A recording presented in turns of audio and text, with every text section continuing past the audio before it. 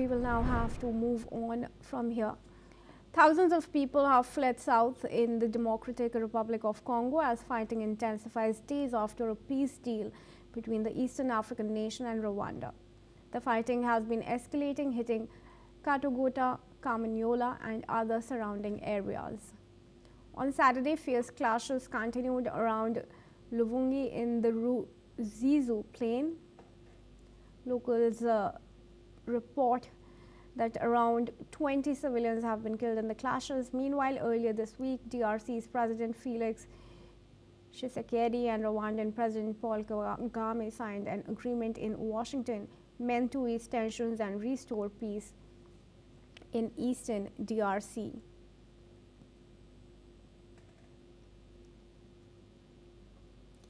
Moving on to news from Sudan, a deadly drone strike has targeted a kindergarten and a hospital in the town of Kalogi, killing dozens of civilians, including at least 43 children.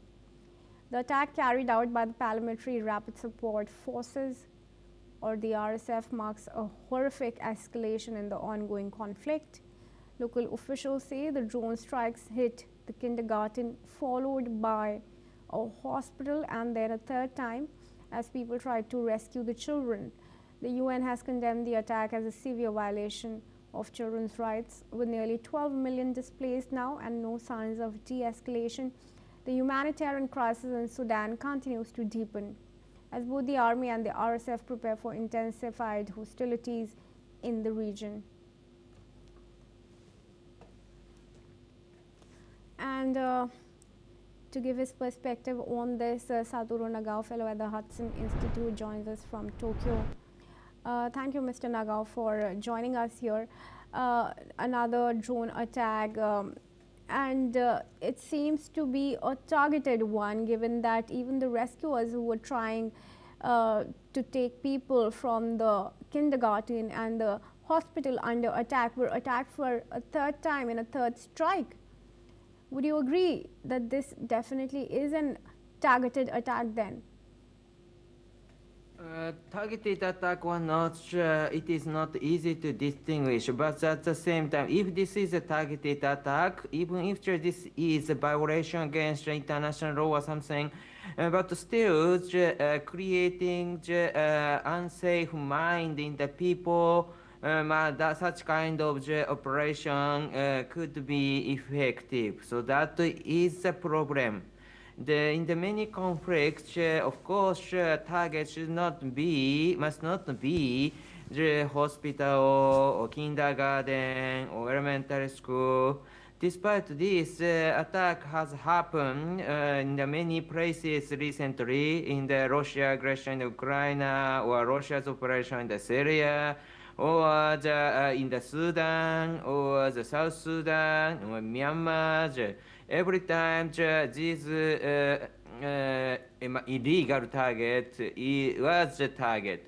So that's why they should not do that, but at the same time, it has happened many places indeed. And what's going to happen to the people who are now fleeing in thousands, descending into chaos? Where will they find refuge?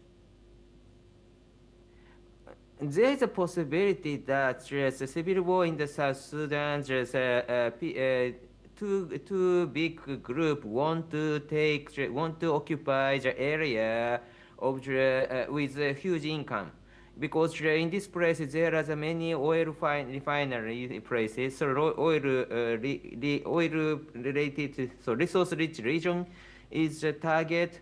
And so based on these groups fighting each other, in this case they want to take this. So in this case, people who belong to the enemies group or other clans, these are maybe just they want to push them out from this region, I think. So that's why such kind of something creating unsafe mind, and people will evacuate. Such kind of situation is a little bit welcome of the one side. that could happen, I think, so in the conflict zone. So that's why this is dangerous, this is escalation, and so war crime has happened because of this, so that is not a good situation. And Mr. Nagao, this is in fact another instance of Trump brokered peace deal being violated, and this time the very next day. Of course, President Trump tried to deal with, try to intervene to create a ceasefire in many places in the world at the same time. And in some cases, it is clear that he succeeded it. But at the same time, why he succeeded it because people worry about his unpredictability. That is a quite strong influence to push the negotiation. But in case of Sudan, what kind of choice the U.S. can prepare is a matter in this case. If there's a possibility the U.S. will bomb the Sudan or South Sudan or this area, massive size and create a huge disaster. If they really believe, of course, they will sit in the negotiation table and President Trump's arrangement will work. But at the same time, if these people will expect nothing will happen, so in this case, no pressure from the United States, that's why they will not stop the fighting. So which ones they will believe is important key whether the President Trump's intervention will success or not. All right, thank you, Mr. Nagao, for your comments there. And with that, viewers, we move on.